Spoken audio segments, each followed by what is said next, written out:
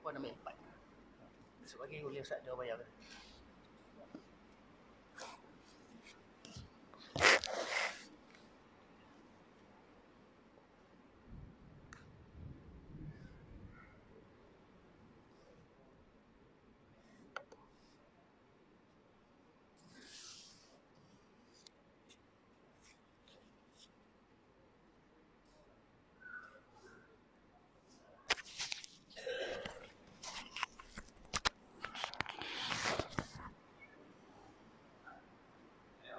Assalamualaikum warahmatullahi wabarakatuh.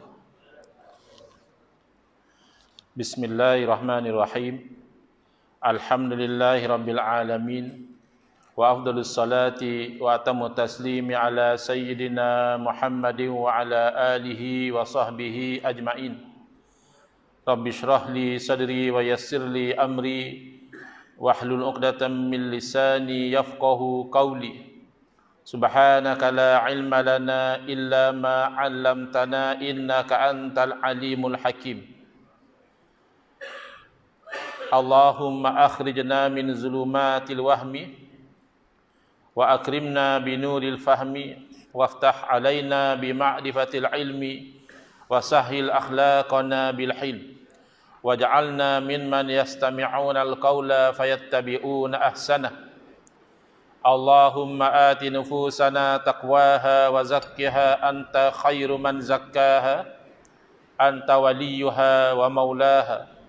Allahumma arinal haqqa haqqan warzuqna ittiba'ah wa arinal batila batilan warzuqna ijtinabah.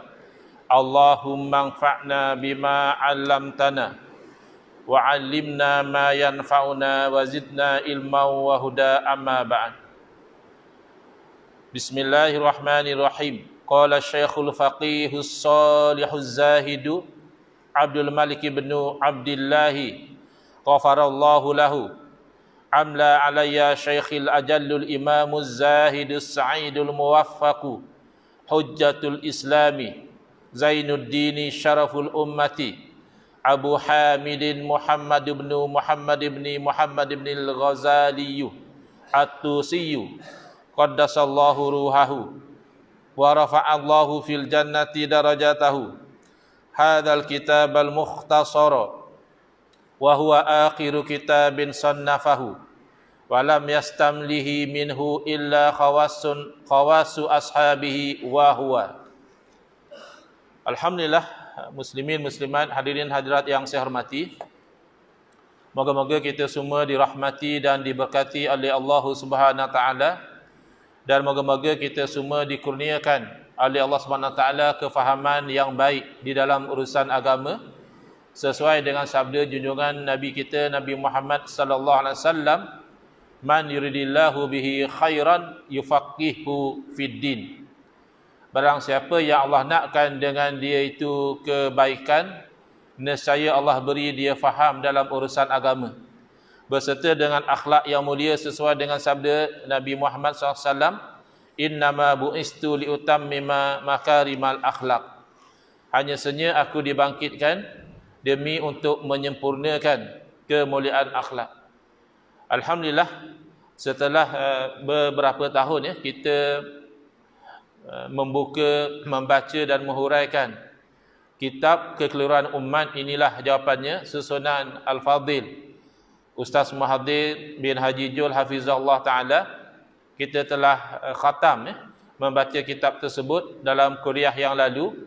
Maka pada malam ini kita akan mula membaca, memahami, menghuraikan dan mengambil manfaat dari kitab Minhajul Abidin, tata cara ahli ibadah, ataupun diterjemahkan pada kitab yang ada di tangan tuan-puan itu, jalan. Minhaj itu jalan. Al-Abidin, para abid. Jadi kitab ini adalah hasil tangan ulama besar dalam dunia Islam, iaitu digelar beliau sebagai Hujjatul Islam, Al-Imam Al-Ghazali rahimahullah ta'ala. Moga-moga dengan kita membaca, menghurai dan memahami serta beramal dengan isi kitab ini kita dikurniakan keberkatan dan rahmat oleh Allah Subhanahu wa taala. Jadi kitab yang ada pada tangan tuan-puan ini adalah kitab yang ada terjemahan dalam bahasa Melayu, yang mana usaha penterjemahan ini dilakukan oleh ayahanda saya sendiri, Al-Fadhil Ustaz Haji Engku Ali bin Engku Endut, hafizahullah taala wa nafa'ana bihi wa bi'ulumihi fid dharaini amin. Jadi boleh kalau tuan-tuan ingin membaca mukaddimah daripada penterjemah, kenapa beliau menumpukan masa dan tenaga beliau menterjemahkan kitab yang penuh dengan barakah ini, tapi saya terus akan pergi kepada isi kitab ataupun sekurang-kurangnya mukaddimah kepada kitab Minhajul Abidin ini. Boleh buka di muka surat 2 sebelah kiri, bukan yang Roman tu, 2 yang biasa. Tajuk atasnya tu motif penulisan kitab Minhajul Abidin dan sinopsis, ringkasan pembahagian Aqabah yang 7. Kalau yang ada kitab tu boleh buka ke muka surat 2 sebelah kiri. Tapi kalau ada yang berminat nak tengok dahulu yang bahasa Arabnya, boleh buka sebelah kanan muka surat 1. Saya insya-Allah tidak akan terlampau terikat dengan terjemahan yang disediakan ini. InsyaAllah saya akan terjemah dari yang bahasa Arabnya itu, tapi tak larilah maknanya itu insyaAllah tidak lari daripada yang dimaksudkan. Cuma mungkin pemilihan perkataan itu ada sedikit sebanyak berbeza. Boleh buka muka surat 2 sebelah kiri atau muka surat 1 di sebelah kanan kitab.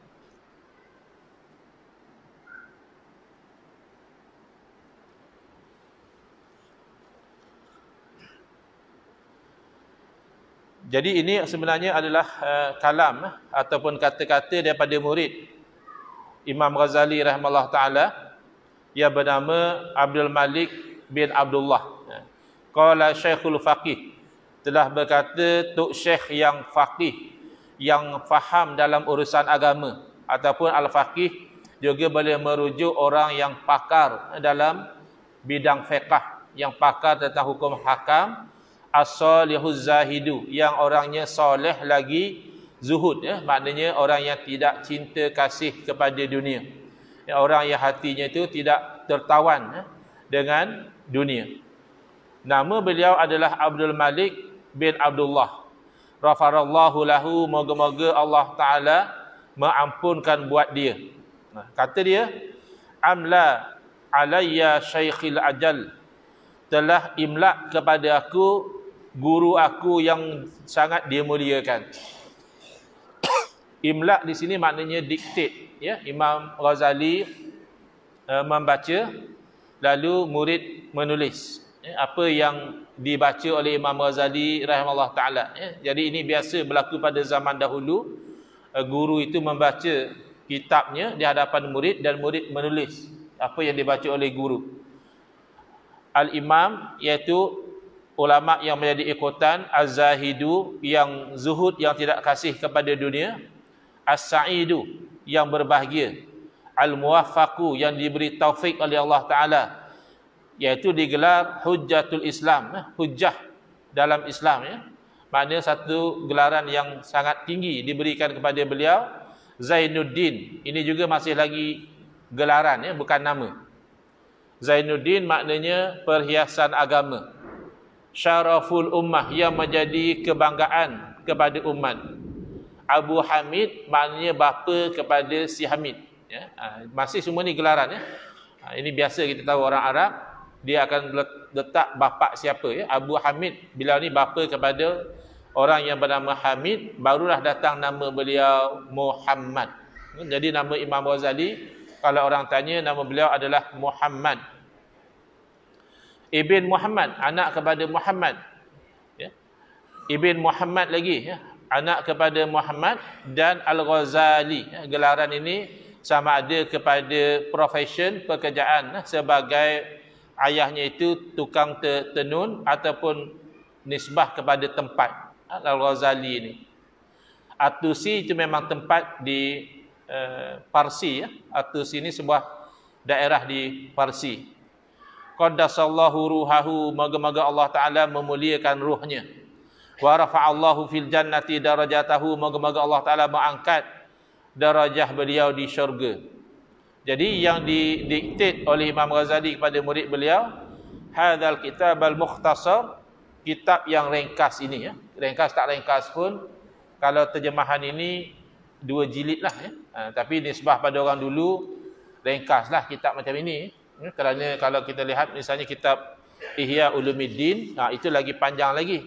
Jadi kitab Minhajul Abidin ini dianggap sebagai kitab yang ringkas.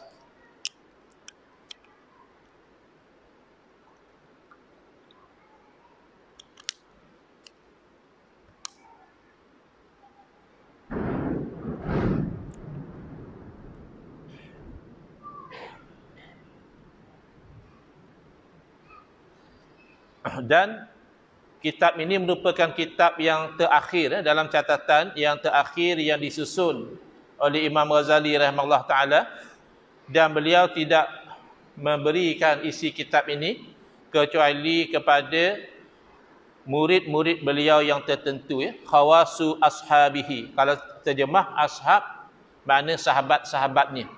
Tapi kalau istilah ashab ini digunakan kepada para alim ulama, imam-imam besar, bermaksud murid-muridnya.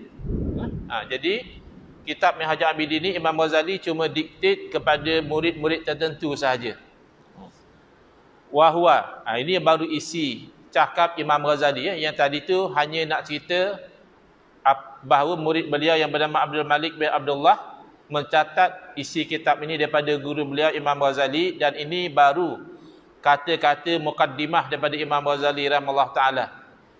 Qala rahimahullah taala, alhamdulillahil malikil hakimil jawadil karimil azizir rahim. Segala puji bagi Allah ya. Kita tahu sama ada pujian itu makhluk sesama makhluk ya, kita puji seorang makhluk ataupun makhluk memuji Allah, jelas itu milik Allah, ataupun Allah memuji makhluk, apa segala jenis pujian hakikatnya adalah milik Allah Subhanahu wa taala. Kerana satu-satu makhluk itu dipuji pun kerana kebaikan dan kecantikan yang diperlihatkan ya, oleh Allah Subhanahu wa taala kepada orang yang memuji. Iaitu Al-Malik, raja. Raja yang sebenarlah ya. Kalau raja atas dunia ini sementara ya. Boleh jadi hilang ya, jawatan raja, boleh jadi juga meninggal dunia lalu tidak lagi menjadi raja. Tapi Allah Ta'ala Al-Malik, raja yang sebenar ya. Al-Hakim, yang maha bijaksana.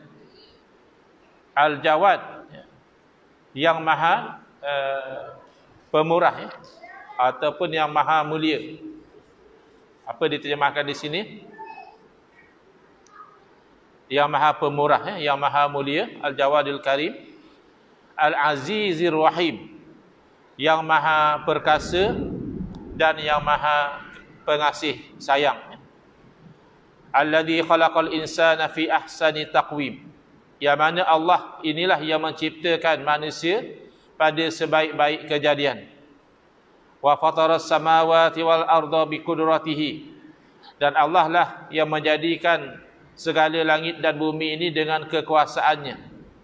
Wa dabbaral umura fid daraini bi hikmatihi, dan Allah lah yang mentadbirkan segala urusan dalam dua negeri dengan kebijaksanaannya. Jadi dua negeri yang dimaksudkan di sini adalah negeri dunia dan negeri akhirat.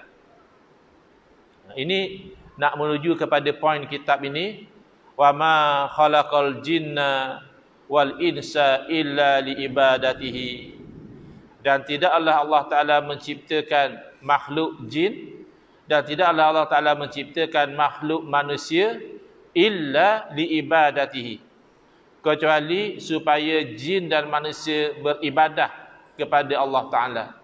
Jadi kadang-kadang kita bukan kadang-kadang lah, selalunya bila kita sampai ke alam dunia, kita terlupa tujuan kita diciptakan. Kita diceritakan untuk beribadah, tapi kita menjadi lalai dan lupa, lalu kita itu tidak beribadah kepada Allah Ta'ala. Sebaliknya kita itu menfokus, menyibukkan diri kepada apa yang Allah Ta'ala telah menanggung buat kita, iaitu urusan rezeki. Rezeki kita ni hakikatnya telah ditanggung oleh Allah Ta'ala. Kita usaha kerana itu tugas kita. Posisi kita, posisi berusaha.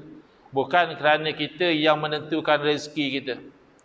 Kerana kadang-kadang orang itu berusaha lebih, tapi rezekinya tidak luas. Mungkin sakitkah, mungkin apakah. Dan kadang-kadang orang itu berusaha sedikit, tapi Allah kurniakan rezeki yang luas. Dan bahkan kadang-kadang orang itu berusaha, tapi sudah tidak ada rezeki. Macam kita baca semalam, pemandu Grab kan, terlibat dengan yang kapal terbang terhempas. Mungkin dia keluar nak cari rezeki lah, bawa Grab. Tapi tak ada rezeki dah, habis dah. Peruntukan rezeki dia sudah habis. Bila sudah habis, walaupun masih muda misalnya, walaupun orang tu kaya raya, sihat tubuh badan, rezeki habis, dia akan mati. Tapi kalau orang tu rezeki dia masih belum habis, walaupun dia itu sakit, walaupun dia miskin, walaupun apa sekalipun, dia akan tetap masih hidup.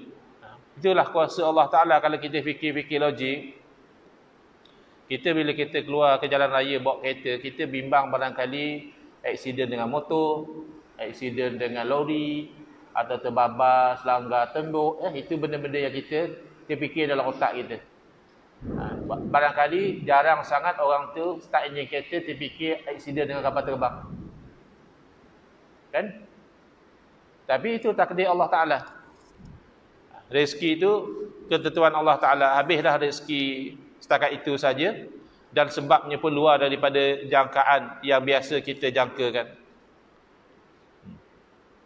Tapi sebenar tujuan kita adalah untuk beribadah kepada Allah Ta'ala. Jadi jangan kita bayangkan ibadah itu hanya sembahyang, hanya puasa, hanya zikir, hanya haji. Itu ibadah, tidak dinafikan. Itu ibadah yang khusus. Tetapi perkara-perkara adah, kebiasaan juga perlu kita convert, kita tukar menjadi ibadah. Urusan kita mencari rezeki, kalau dengan niat yang ikhlas, dengan jalan yang halal, itu adalah ibadah dengan makna umum. Urusan kita bernikah kahwin suami isteri, kalau kita lakukan dengan ikhlas, dengan cara yang halal, juga itu adalah ada nilai ibadah pada sisi Allah Subhanahu wa Ta'ala. Syaratnya niat mesti ikhlas kerana Allah, dan cara mesti tidak melanggar syarak. Kalau orang tu dia kata, saya ikhlas cari rezeki kerana Allah, tapi cara dia tu cara yang Allah larang, tu tak diterima. Dia kena dua-dua. Tapi kalau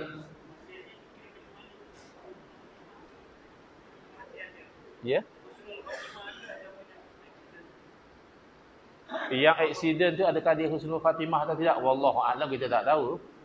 Kita tak tahu orang tu dia mati husnul khatimah atau tidak. Cuma zahir lah. Misalnya orang mati dengan akhir kalam dia la ilaha illallah, maka zahirnya dia husnul khatimah lah.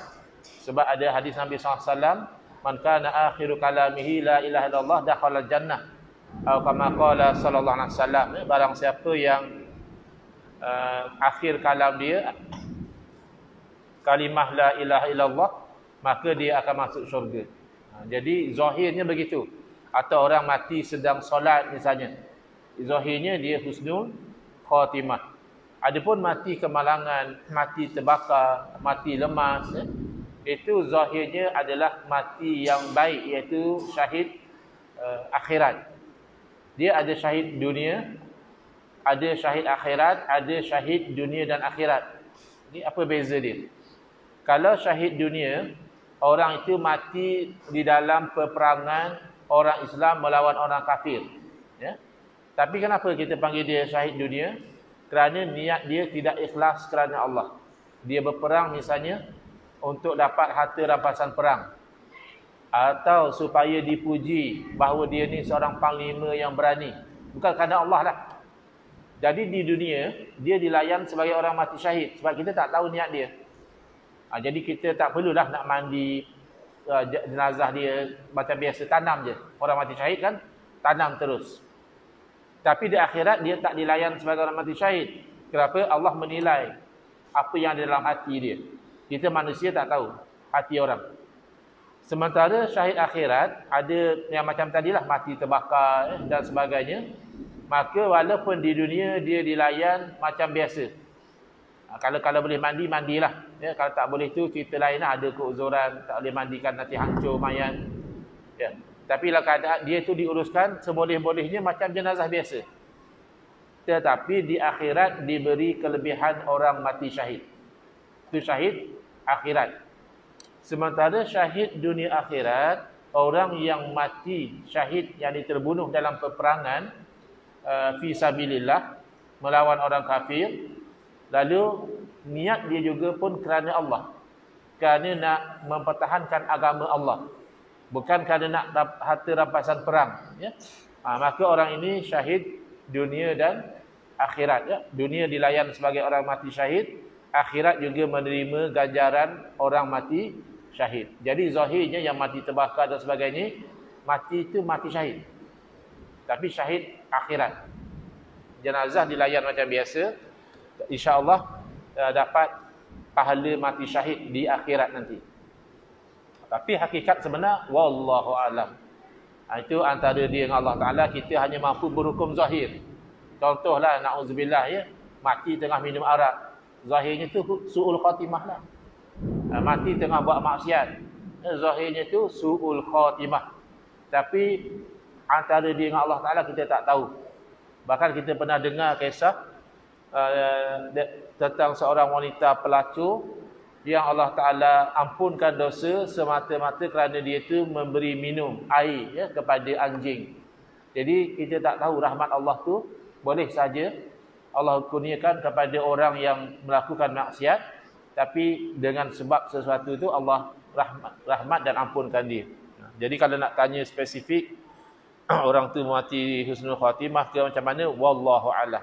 Yang penting nak ceritanya di sini adalah nak dapat nilai ibadah di sisi Allah Taala, dua elemen ni kena ada. Elemen batin iaitu ikhlas kepada Allah Taala, dan elemen zahir iaitu perbuatan itu patuh syariah, tak langgar syarak. Jadi kalau salah satu tak adalah nilai ibadah. Misalnya orang tu dia kata dia ikhlas, tapi cara dia cari rezeki cara yang haram, itu tidak ada nilai ibadah. Atau hatta orang tu solat tu jelas-jelaslah ibadah, tapi niat dia bukan kerana Allah, kerana misalnya nak menunjuk kepada orang, maka di sisi Allah tidak ada nilai ibadah. Di sisi manusia dikira dia sudah solat, selesai dah tanggungjawab, dia dah solat dah. Fatariqu ilaihi wadihul lil qasidin, dan jalan kepadanya, yakni jalan nak menuju kepada redha Allah itu sebenarnya jelas, ya, terang benderang bagi orang yang menuju kepada ridha Allah. Jalan tu jelas, nak lalu jalan mana. Wa dalilu alaihi laihul linazirin, dan petunjuk kepada jalan ridha Allah ni juga adalah sesuatu yang nyata bagi orang yang melihat. Walakinnallaha yudillu may yasha'u wa yahdi may yasha'. Akan tetapi hakikatnya Allah lah yang menyesatkan siapa yang Allah kehendaki dan memberi hidayah kepada siapa yang Allah kehendaki. Itu hakikat. Kalau fikir-fikir, macam mana orang boleh sembah batu, macam mana orang boleh sembah kayu. Bahkan lihat fitnah lalu pun, manusia ni lebih hebat daripada batu dan kayu. Manusia makhluk yang bernyawa, yang ada akal, bahkan lebih hebat daripada makhluk-makhluk lain yang bernyawa. Binatang bernyawa, tapi kalah dengan manusia. Jadi kalau kita pun tak sembah sesama manusia, adakah kita menyembah kepada yang lebih rendah daripada kita? Itu kan kalau fikir, dah jelas kot. Macam sehari dua ni ada ajaran, orang panggil apa, sihab, ya. Dia kata Nabi Muhammad itu adalah Allah. Itu kan dah jelas-jelas batil.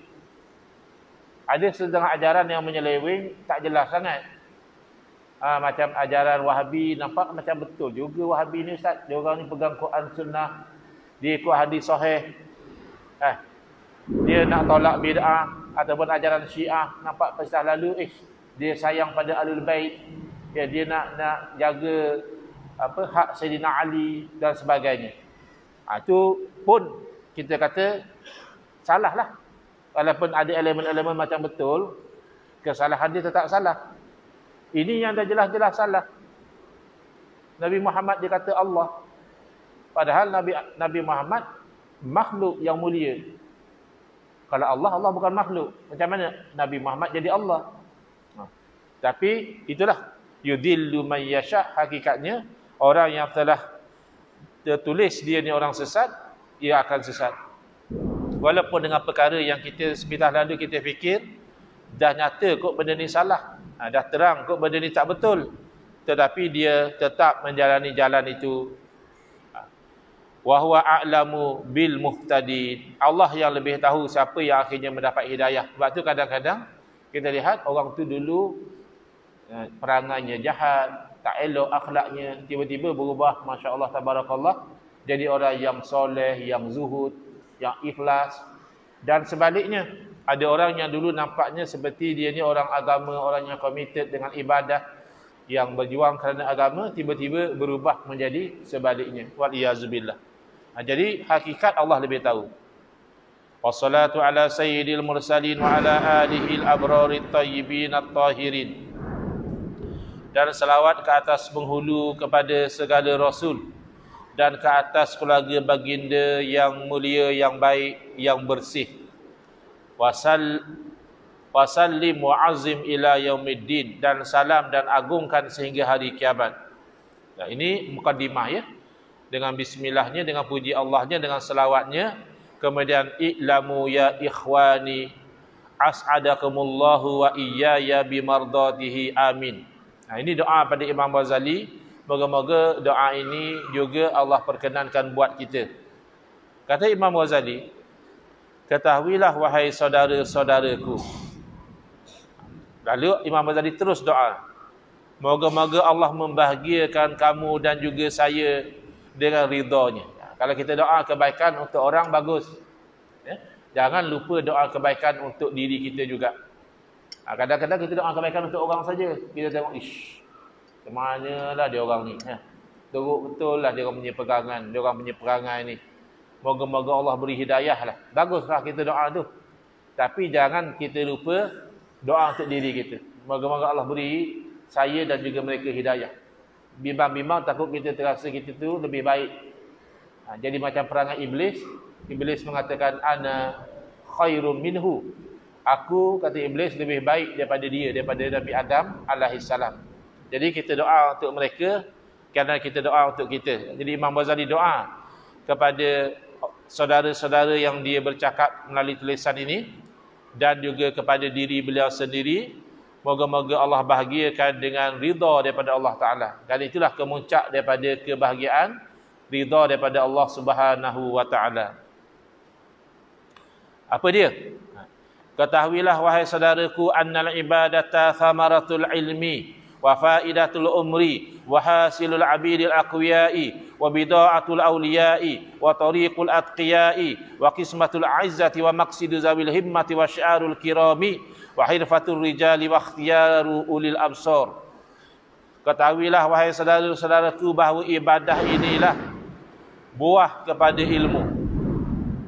Ibadah ini adalah buah kepada ilmu. Kalau kita ada ilmu hebat tapi kita tidak rajin ibadah, umpama pokok yang tidak berbuah. Dan ini adalah faedah daripada umur. Kalau umur panjang tapi penuh dengan maksiat, tak ada faedah. Umur tak panjang mana, tapi dan tak panjang mana itu penuh dengan taat dan ibadah, maka itulah faedah yang besar.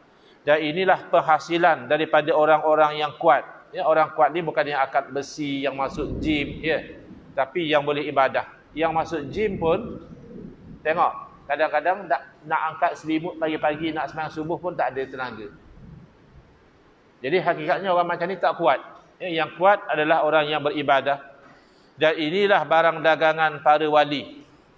Mana orang-orang wali, dia nak cari untung dengan melakukan ibadah. Untung sebenarlah ya, untung di akhirat. Dan inilah jalan orang-orang yang bertakwa. Dan inilah pembahagian ya. Kismah ni asalnya kalau ada kematian, ada harta pesaka, kismah ni kita bagi-bagi. Kamu dapat 1/6, kamu dapat 1/8, kamu dapat macam ni. Jadi yang dibahagikan oleh orang-orang yang mulia adalah ibadah. Orang ni buat ibadah ni, orang ni buat ibadah tu, masing-masing berebut melakukan ibadah. Dan orang yang punya himmah, dan inilah tanda orang-orang yang mulia, dan inilah profession lelaki-lelaki sebenar, dan inilah pilihan orang yang mempunyai mata hati, dan inilah jalan menuju kebahagiaan, dan inilah cara menuju kepada syurga ya. Wallahu alam. Masa pun sudah nak masuk waktu isyak. InsyaAllah kita sambung lagi dengan firman Allah Ta'ala, wa ana rabbukum fa'budun, dan aku adalah Tuhan kamu, maka hendaklah kamu beribadah kepada aku. Wallahu a'lam. Bismillahirrahmanirrahim. Alhamdulillahirabbil alamin. Wassalatu wassalamu ala asyrafil anbiya'i wal mursalin wa ala alihi wa sahbihi ajma'in. Allahumma syrah sudurana wa ahsin akhlaqana wa azim ujurana wa nawwir qulubana binuri hidayatika kama natarada binuri syamsika abadan abada birahmatika ya arhamar rahimin. Walhamdulillahi rabbil alamin. Amin ya rabbal alamin. Wal afu minkum.